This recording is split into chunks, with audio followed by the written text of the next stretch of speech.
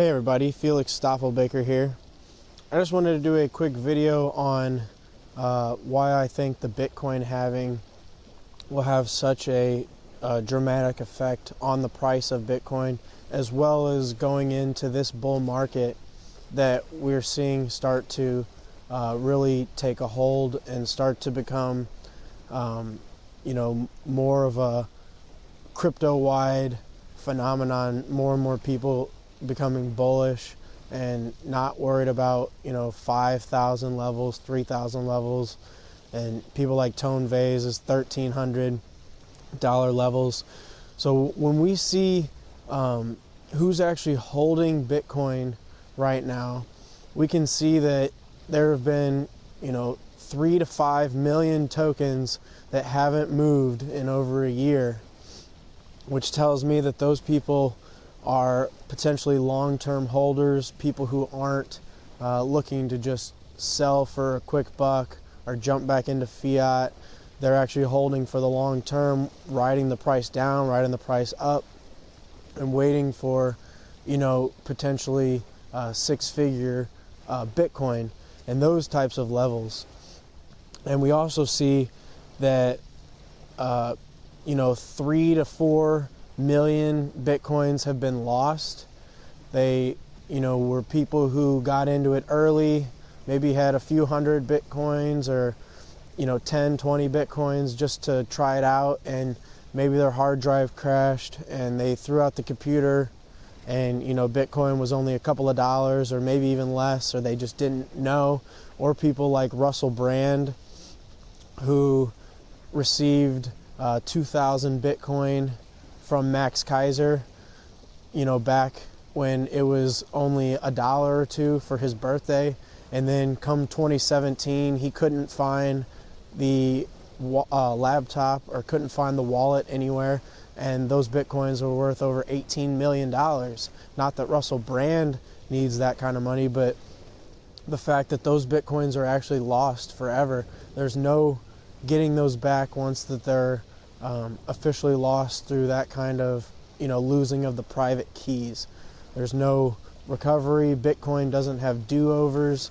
This is a grown-up financial asset and needs to be treated as such, but there are many people who've lost them all over the place. The guy who lost had his laptop or his hard drive in the trash dump and was trying to pay the people to go through the entire trash dump to find his Bitcoins. And so those literally just create scarcity within this market. And then you have to take into account that over the next however many 130 years or 2150, when the last Bitcoin is mined, there's still only about 3 million Bitcoins to be mined from that.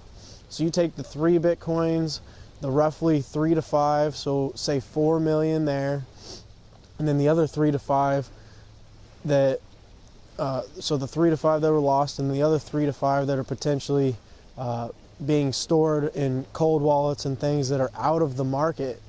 Just say 4 for each of those. So there's 8 million plus 11, plus the next 3 million, which is 11 million.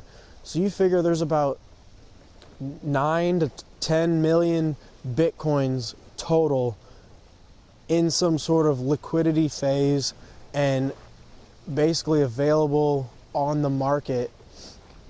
And as people start to jump in and really start to purchase these things, people like fiat refugees, other millionaires, people like Warren Buffett's got $128 billion he's sitting on. I don't think that he would use all of that to buy Bitcoin. I think that he's planning to purchase a ton of homes and rent out once the recession hits. But a lot of people, he could put a few billion into it, no problem, and not even feel it. And that's going to cause these prices to go absolutely insane, much, much higher than I think people are ready for or even think are possible. And so when you look at it, there's roughly 10 million Bitcoin available. There's more millionaires in the world than that. There's 21 something 36 million millionaires, something like that.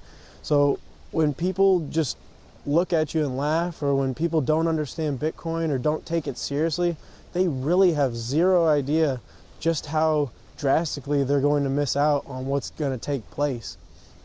And I think that, you know, with the amount available, it's just the upside potential is absolutely outrageous.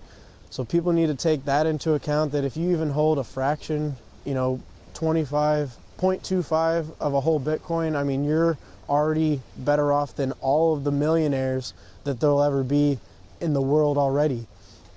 So start thinking about things in those kind of terms, and how lucky you actually are to even be seeing videos like this and to be studying these things and part of the real world. So appreciate you watching.